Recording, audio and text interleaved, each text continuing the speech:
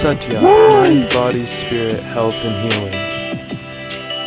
This TMS talk was heard on the Bombhole podcast and is a conversation between Travis Rice and Chris Grenier, both of whom are professional snowboarders. This talk does a great job of revealing that even much of what we would generally consider to be sports injuries have major psychological and emotional components as well. Now, of course, there is the acute portion of the injury that comes from a given accident, such as the avalanche Travis describes being caught in. Then you have the chronic component, which involves pain and limitation that lingers indefinitely, and in my personal experience is always rooted in emotional trauma. Acute injuries such as broken bones and issues involving tendons and ligaments will heal in a reasonably timely fashion. A good thing to remember is that even a broken femur, the largest bone in the human body, takes approximately 3 to 6 months to heal completely. Pain that continues beyond these reasonable time frames invariably includes an emotional component. And in the case of TMS, the body has indeed healed, yet pain continues due to neural networks in the brain and a compromised autonomic nervous system due to the very negative energy discussed in this talk. In my personal experience with chronic pain and being a hockey player and snowboarder for the majority of my life, as well as a general wild card in the physical arena of life, I can tell you that every supposed lasting injury I had accrued over the years turned out to be emotional trauma and has healed accordingly. Lastly, I want to give a reminder that the body is the unconscious mind. If you are going to engage in forms of therapy such as body work or craniosacral therapy, you better be damn sure that you understand that the root cause is emotional trauma and energy. Otherwise, these forms of treatment can have the effect of preventing healing by reinforcing the false belief that something is wrong with your body. It would also be very good if your practitioner understood this concept as well. I have engaged in many of these forms of treatment over the years: craniosacral therapy, acupuncture, chiropractic, physical therapy, etc., and all of them proved ineffective. It has only been dealing with the emotions directly and surrendering them that has done the trick. I'm happy to see that so many people are beginning to come out of the weeds and into this beautiful clearing. It seems that anybody who is taking a deep look at life and attempting to understand the nature of the mind is coming to these same conclusions.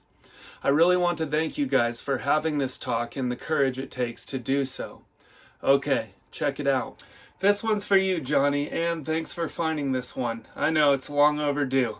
And I didn't know what was on the backside, and so I hit the brakes, got swept, and ended up taking like the biggest slam I've ever taken. I got taken over the cliff, probably 120, 140 feet, landed on my side on hard pack, blasted into the air, landed again, and somehow got as injured as you could get without like getting seriously injured. It was heavy. It took about a month to go and recover from that, and kind of had some pretty incredible breakthrough experiences, I think, in the month that followed that injury and my recovery, because I was trying to get back up and finish the project.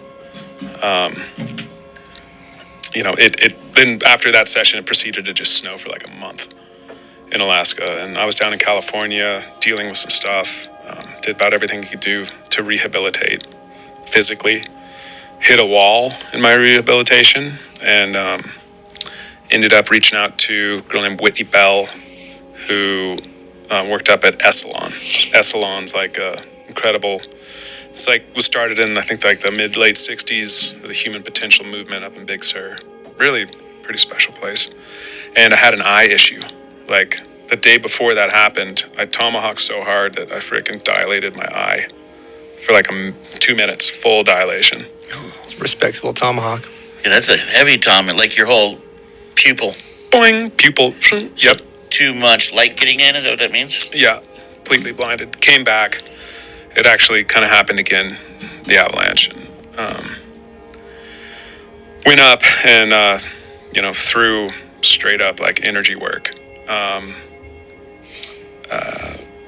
Kind of cranial sacro work, and I literally was able to like heal my eye which I think I had a displaced bone, all these little muscles behind your eyeball, and just some, I don't know, powerful experiences. Like you got to heal energetic and physical.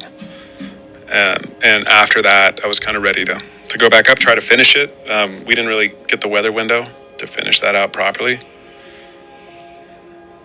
but it was heavy. It was super heavy.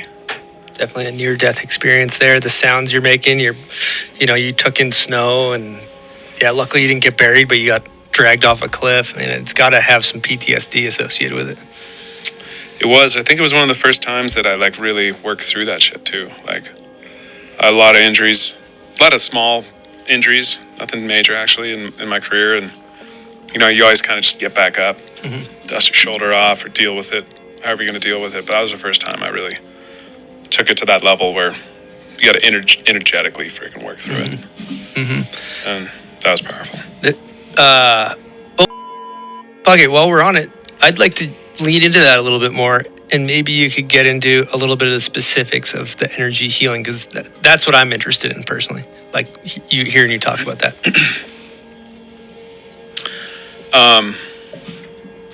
I mean, we are multidimensional beings that operate on energy and light, and we have all these incredible physical systems, but you gotta address all of them. And emotional scarring is a thing that, it's one of the great things about doing body work and energy work is work through that shit. You don't work through it, and it festers, can lead to issues down the road.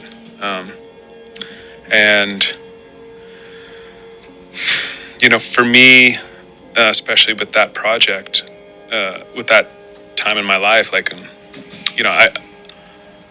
I said, I did as much as I could physically to heal, and I hit a wall. Couldn't get past it. And it wasn't until I started to address the emotional component, and that I really had some pretty incredible outcomes. One thing you were talking about earlier, I kind of just want to highlight, talking about the energy and the negative trapped energy in the body.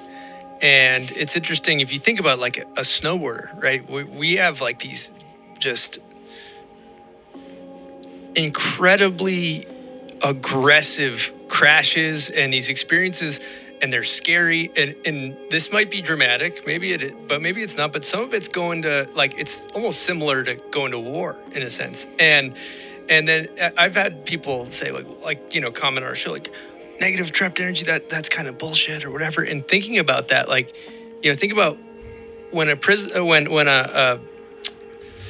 soldier goes to war, and maybe they come home and they hear a firecracker and they go into a full-blown panic attack where they can't fucking breathe, and they're having gnarly PSD.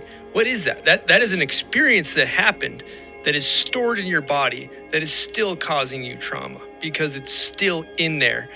And I think the modalities that you're talking about, essentially, until you go through and you're able to move that energy out. I know we're getting into the weeds, we're getting fucking crunchy here, but that's your avalanche, right? You got to take that PTSD soldier situation and move that energy out, or else you might have panic attacks when something triggers you, or that's just an example. But I just love the idea of taking that energy and that negative energy, moving it out, and those experiences that are stored and working through. If you found this to be meaningful, please like, share, and subscribe to support and encourage future creations of this kind.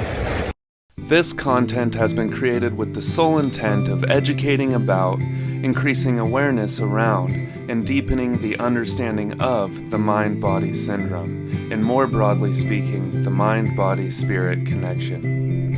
To hear this clip in its full context, please visit the original media source. And to learn more about the mind-body-spirit connection, you can visit howtosayfupolitely.com. Until next time, love your struggle and remain free.